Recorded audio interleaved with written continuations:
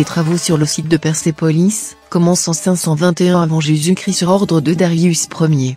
Elle fait partie d'un vaste programme de construction visant à souligner l'unité et la diversité de l'empire perse achéménide, à montrer la grandeur de son règne. Elle fait appel à des ouvriers et artisans venus de toutes les satrapies de l'empire. L'architecture résulte d'une combinaison originale des styles issus de ces provinces, créant ainsi le style architectural perse, ébauché à Pasargad. La construction de Persépolis se poursuit pendant plus de 2 siècles, jusqu'à la conquête de l'Empire et la destruction partielle de la cité par Alexandre le Grand en 331 avant Jésus-Christ. Grâce à la politique éclairée de Cyrus et Darius, l'Empire achéménide, un État constitué de 30 peuples différents, dont chacun constitue un pays indépendant aujourd'hui, respectait la culture et les coutumes de chacun des peuples. Dès lors, l'art achéménide regroupait le summum de tous les arts du monde antique. Bien que les motifs et identités étaient iraniens, ces éléments constitutifs étaient empruntés aux arts de tous les peuples expérimentés de l'Antiquité. Assyriens, Égyptiens, Urartiens, Babyloniens, Lydiens, Ioniens, Indiens, Scythes.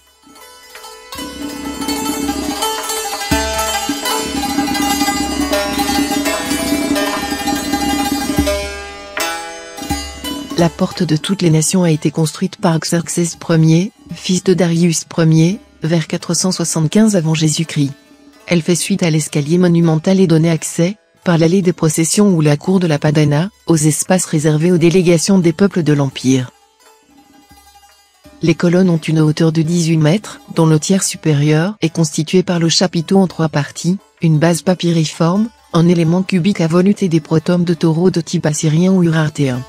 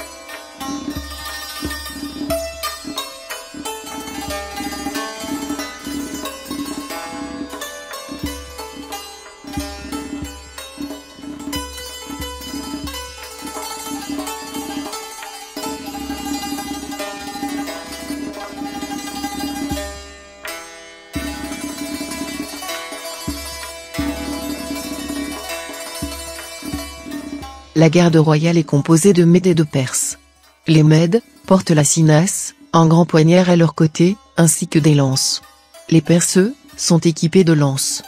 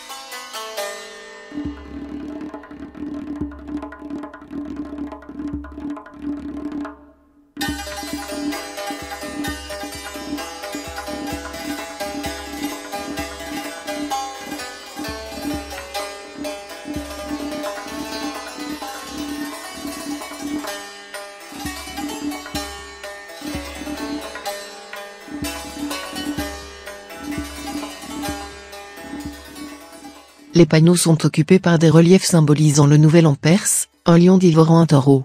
L'équinoxe de printemps montre un ciel où la constellation du lion est au zénith, tandis que celle du taureau disparaît à l'horizon sud. Nowruz, nouvel an perse, célébré le 21 mars, marque donc le début de l'activité agricole après l'hiver.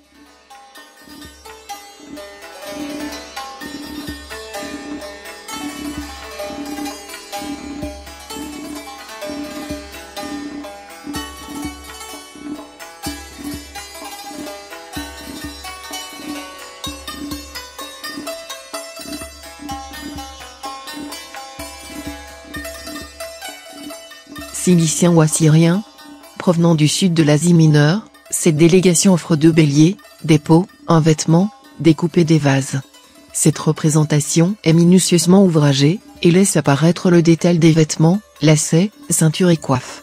Remarquez la présence du cyprès, symbole de la religion des Zoroastriens. Une délégation des Ratchosiens, une région située au sud-est de l'Afghanistan. Cette délégation offre un chameau et des peaux. Un des sujets est vêtu d'une peau de félin. Les pantalons sont encore portés au Baluchistan.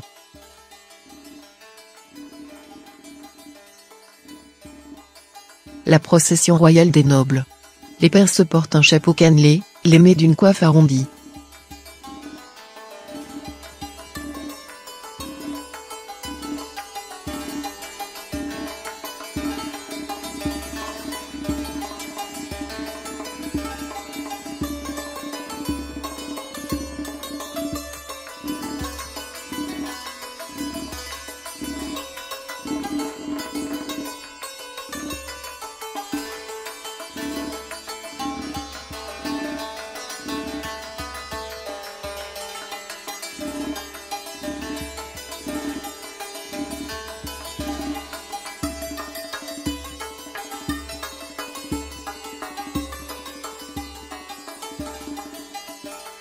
Le palais Tachara ou palais de Darius est situé au sud de la Padana.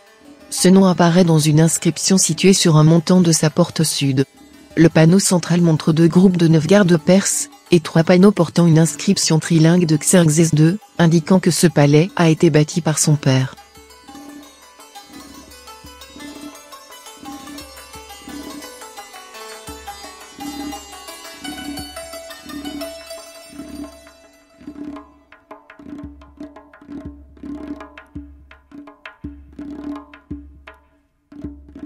Procession royale représentant le roi Xerxès Ier, accompagné de serviteurs l'abritant sous une ombrelle. C'est de cette plateforme, dominant Persépolis, que Darius Ier venait contempler l'avancement des travaux de son palais. Aujourd'hui c'est Claudius Ier qui le remplace.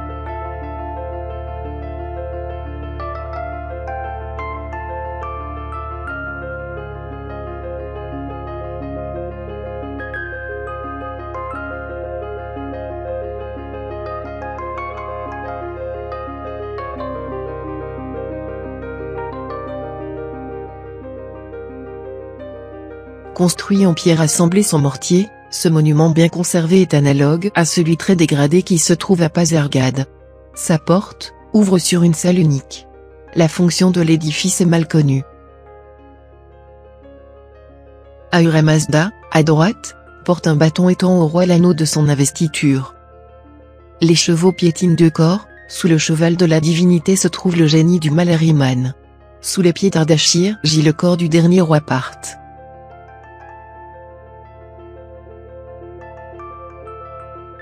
Cette scène est remarquable puisque l'investiture est donnée au roi par la déesse Anaïta. Il faut sans doute y voir une relation avec l'expansion du culte de cette divinité. La figure divine porte une couronne crénelée apparentée à celle que porte Ahura Mazda sur d'autres reliefs.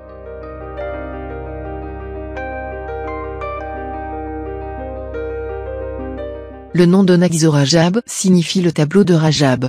Les reliefs rupestres datent des débuts de l'époque sassanide. Ils concernent 2 souverains, Ardashir Ier, fondateur de la dynastie sassanide, qui régna de 224 à 241 de notre ère. Shapur Ier son fils, qui régna de 241 à 272.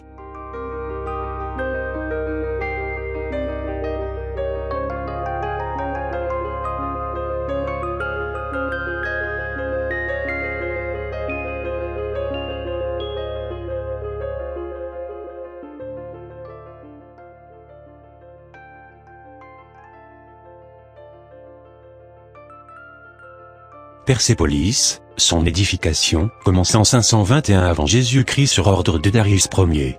Après avoir pris la cité en 331 avant Jésus-Christ, Alexandre le Grand y laisse une partie de son armée et poursuit sa route, ne revenant à Persépolis que quelque temps après.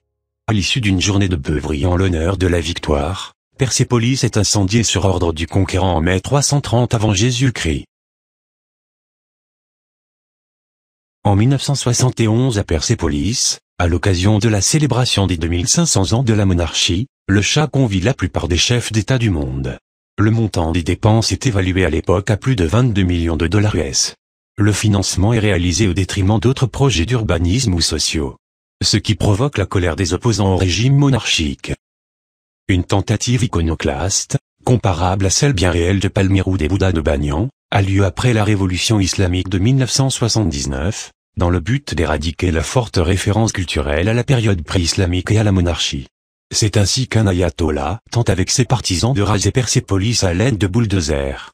L'intervention du gouverneur de la province de Fars, et la mobilisation des habitants de Shiraz s'interposant devant les engins, permettent alors de sauver le site de la destruction.